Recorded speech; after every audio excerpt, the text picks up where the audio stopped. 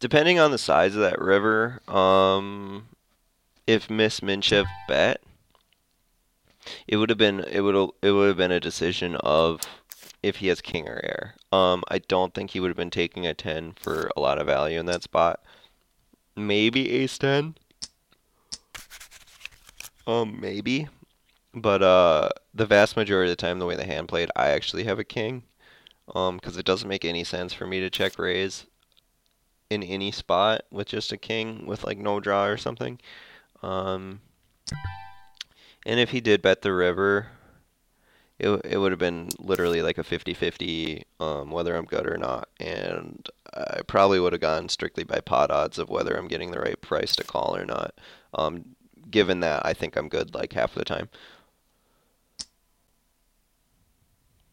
So GWN throws in a 3 bet, and Ronaldo elects to fold this time in position. So Ronaldo is opening quite a bit lighter, so I was wrong about that.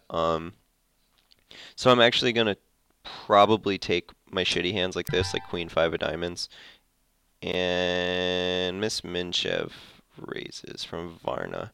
I think I can get some credit by 3 betting. Uh, I haven't seen a whole lot of 4 bets at this table. Miss Minchev has opened somewhat of the time. I mean, he's been more active than a like a tight reg would be. So, um, and I'm 3 betting Queen Five of Diamonds because it just I'm not playing it for value. I'm just playing it honestly to for strength right here. And he opened the gun, so I should get more credit um, because of me 3 betting the open the gun, under the gun raise. Okay, so Ace King. So this time I am gonna make it smaller because I have seen GWN 3 bet, and I'm hoping that this doesn't get through. I'm hoping that it does get 3 bet. I got a call. If I wanted it to get through and not 3 bet, I probably would have made it 8 again. And like I said, I don't recommend all this changing up raises pre-flop all the time. But I'm doing it because they don't know who I am. And honestly, they're just not going to get solid reads on me at this point anyway, because they haven't played with me before. 9-4 deuce board. There's two thoughts: check call, or bet. And I think betting is probably okay. I should have the best hand like a vast majority of the time, and if I do get floated, I'm not scared. And if I get raised, I'm just gonna call because I can represent a massive hand when I just call a check raise. So I'm okay with that too, and it should just get through. It does get called. Um, I think the vast majority of the time Miss Minship has a 9. And I'm just wondering if I can get value for it. I don't know if I want to build a huge pot here. I'm actually going to check and get value on the river. Uh, I think that by betting the turn, he probably wouldn't have called like 2 streets. So, but now I think I can get maybe some value by raising large here. It doesn't really look like I have a whole lot. That looks like a blocker bet. That looks like a 9 for sure. It's a really small, and I look like I have shit. So I think that's okay. Um, it is a little bit worrisome for him that I check back the turn because if I had air, I probably would have bet it, but and he likes to fold. So that blocker bet does get called a lot when you raise, only because it was such a small bet and it looks like I could take advantage of it, and that's why I raised a little bit larger. It's if he bet 8 there and I raised to 20, obviously that looks like just complete strict value. So Queen 4 off. I think it's okay to call in this spot or fold. I think that he's going to be opening into me a ton of the time. Um, and that's just kind of my thought process. He checks. So he's either going to check raise or check fold. That's kind of my thought. Unless he flopped a 9 or a 7. I'm just going to check back, and so an ace is like the worst card ever. I definitely probably can't represent that, and he can. he elects to half pot. Um, and I'm just gonna fold. If the turn came a 6, an 8, a 10, a 5, a 4, a board pair, I probably would have made plays at it.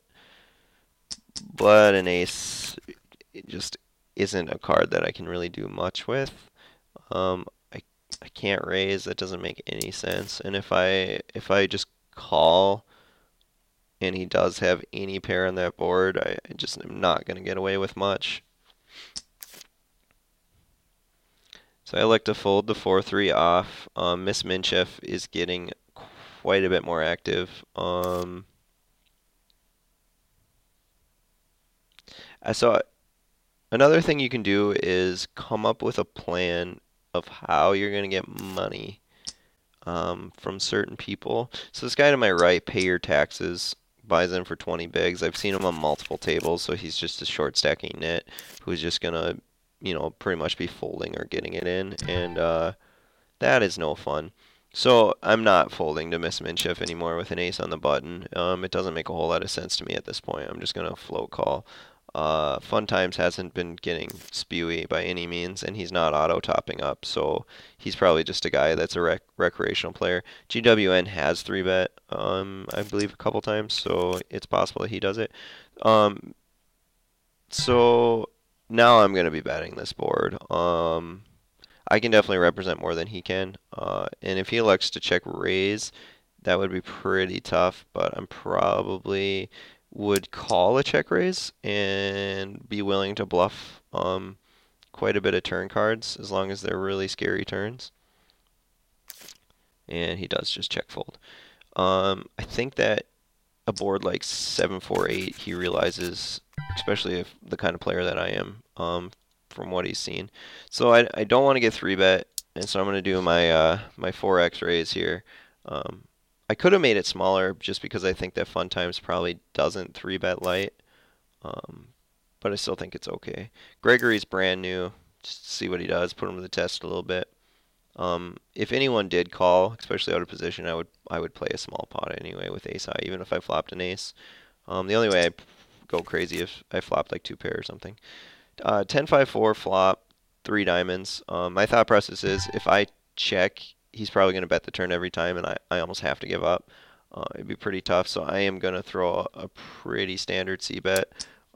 It's really hard for him to continue unless he has a big diamond or like a 10. Even if he just had say he had like 5-6 offsuit, it's pretty hard to continue. Um, so I'm going to C bet and take that one down, fortunately. Ace 10, I'm going to throw out my little fiver. And I'm willing to call a 3-bet from GWN. I would probably fold to a 3-bet from Fun Times. Oh, and he does decide to top up. So maybe he's not a super wreck player. Miss Minchef, I would definitely call a 3-bet from in position. I would totally be okay with that. I think the only amount I probably wouldn't call would be like 30 if he made it 30. King Queen, under the gun. I'm actually gonna try something a little different. No, I'm not, because pay your taxes is in the blind, and he's just too tight. I don't want to give him a free blind.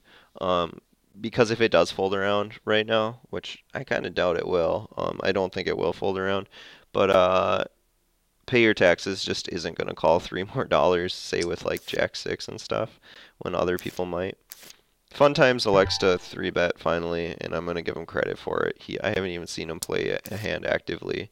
King Queen, because I do have blockers, and did raise under the gun. I guess you could make an argument for 4-betting, but I don't see the reason to for how little of hands he's decided to play any 3-bets with 4 more players stacked behind him.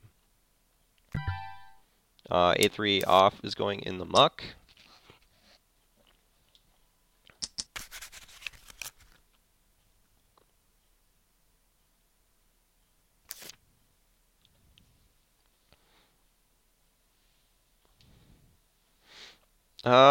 Queen 8 off is also going to play very horrible. We have no information on Gregory. We're going to be folding the small blind. For those of you